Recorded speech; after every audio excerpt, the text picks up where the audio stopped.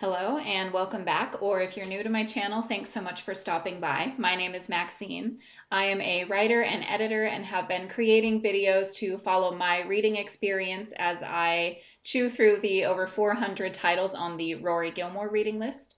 I'm deviating a little bit from my standard content here to create this playlist, summarizing and analyzing Brandon Sanderson's latest high fantasy novel, Wind and Truth.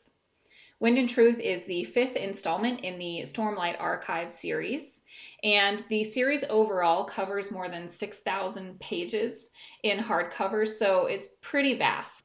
The Stormlight Archive series follows a large cast of characters all caught up in an age-old war for the control of the planet Roshar. Although each novel depicts events surrounding several protagonists, the backstory of one character is most central to each novel, described by the author through the literary device of flashbacks. The inciting incident in The Way of Kings, the first novel in the series, is the murder of the king of the nation of Alethkar. Although the murder is committed by the assassin Szeth, a race of non-humans called the Parshendi take credit for the murder, thus launching the War of Reckoning between the two races.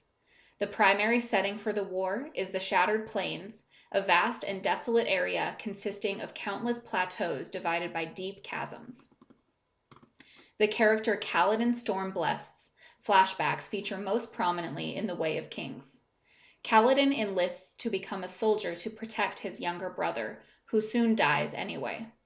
After a conflict with his commanding officer, Kaladin is betrayed and enslaved by the military.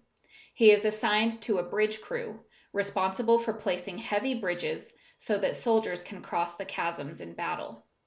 While serving on the bridge crew, Kaladin bonds with a magical creature called a Spren. Her name is Silfrena. Kaladin inspires his crew to learn to protect themselves. In battle, Kaladin and his bridge crew rescue Dalinar and Adolin Kholin, members of Alethkar's royal family. Dalinar buys the bridge crew's freedom in gratitude. Shallan Devar, a young woman, seeks an apprenticeship with another member of the royal family, Jasnah Kholin.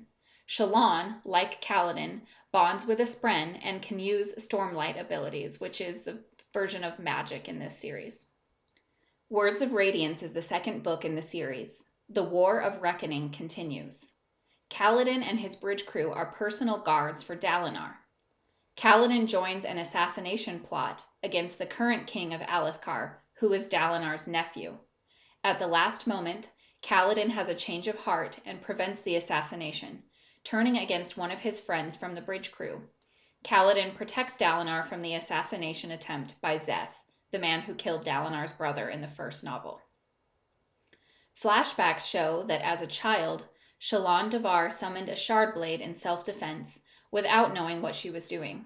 She killed her mother. In the following years, Shallan and her brothers were abused by their father. Once again, Shallan committed murder to protect herself.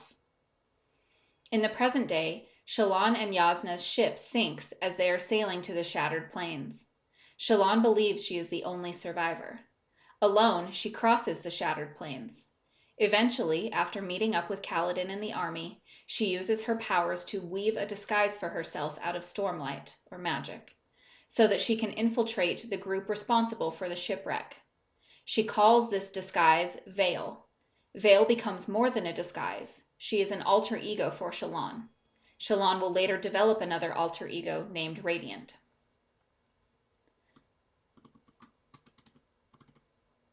The third book in the series is Oathbringer.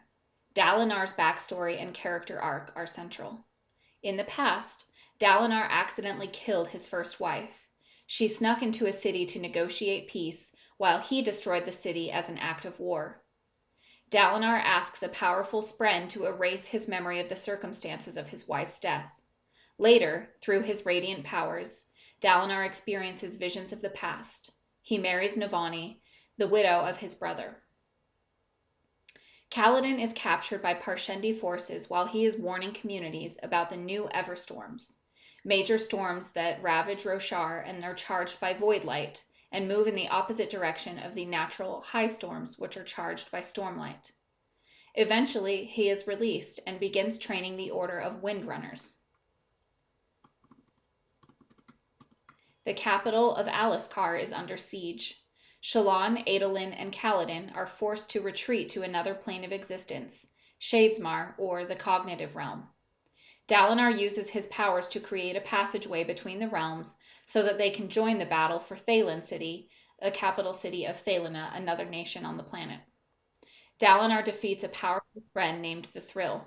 Shallan and Adolin are married. Rhythm of War is the fourth book in the series. Navani's backstory and character arc feature most prominently. Navani is a brilliant researcher and creates magical items called fabrials.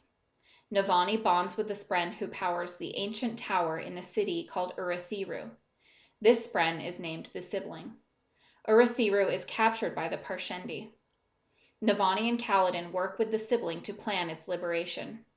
Venli, a Parshendi character, is part of the occupying forces. Dalinar challenges the god Odium to a contest of champions to end the millennia-long war on Roshar. A king named Taravangian betrays the human coalition and starts working with Odium. Odium agrees to the contest of champions. Taravangian kills Odium's current vessel and takes the power of Odium into himself. After his hometown and family are rescued, Kaladin experiences the effects of post-traumatic stress disorder and dedicates himself to helping others with mental illness.